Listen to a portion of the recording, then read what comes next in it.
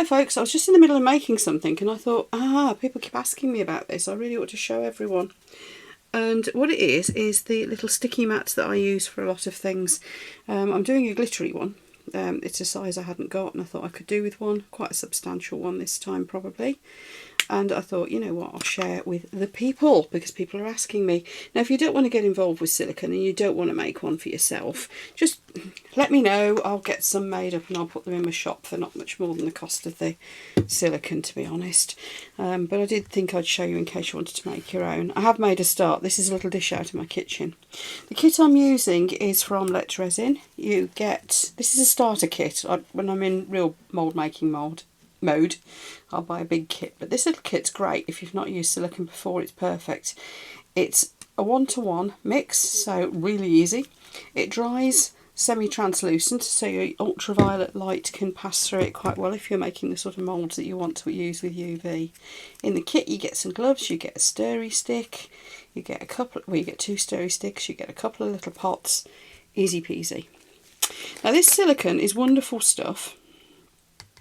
You can mix stuff with it to make it pretty colours. I'm doing blue glitter, as you can see. If you mix dry powders, powder type stuff into silicone, like same as with resin, you can mix as much of it in as you like and it won't impede the curing on the whole. If you put a liquid pigment into it, it may well do. It might inhibit the cure. Now these little mats, I'll explain while I'm doing this what I use them for. Here's some that you may have seen in my previous videos. Here's a little chunky one. Obviously I put black glitter in that one. They're all a bit mucky, they're getting ready to go into the wash. Here's some little clear ones I made. Here's a really see-through, very, very thin one that I made. That's for when I'm using ultraviolet resin. I can slap that on top of my mirror, which I use to help reflect the light up to cure it. Here's a glittery one. But yeah, they're useful for just chucking your dirty stirring sticks down on, or, you know, any tools that you've been using that have got mucky. They're useful for the silicone is quite sticky. So if you drop some beads on it, for example, or any little bits and pieces that you're working with, they'll stick to it rather than roll all over your worktop. Here's one. Excuse how mucky this is, but this is one I was using earlier. You can see these bead caps. Bead cores rather. I just chucked them down on here. I haven't pressed them on or anything, just to stop them rolling around and while I was working. And as you can see, if I tip it right up, they're going nowhere. They're not coming off. So these mats are just useful. As I say, this particular silicone is very sticky, mixes really easily, and you can you can put mica powders in it rather, to make it sparkle a bit. That's what that brown one was. That was mica powders. You can chuck glitter in it. You can anything really. I've not found much that you can't mix with silicone. Words of warning: don't mix it in a silicone pot because silicone sticks to silicone. Don't work on a silicone mat when you're making anything with silicone, like moulds or these mats or whatever, because again, if you get silicone on your worktop mat, it's quite hard to get it off because silicone sticks to silicone and so on. It's probably not dangerous, but I wear gloves because you end up with it just trying to get it off your hands. It's a real nuisance. So, but other than that, I don't think it's dangerous to work with. I certainly don't bother with a respirator or anything. Now, all I'm doing with this one, it should be a reasonably, well, not thick, but not wafer thin mat like some of mine are.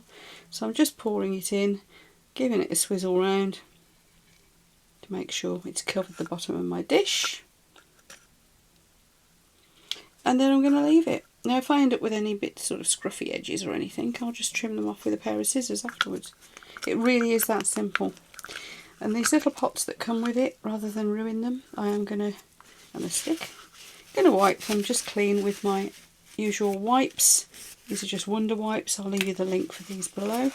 And the same with the pot as well. So in a couple of hours this will probably be ready to pull out of my dish. Haven't used any release spray or anything.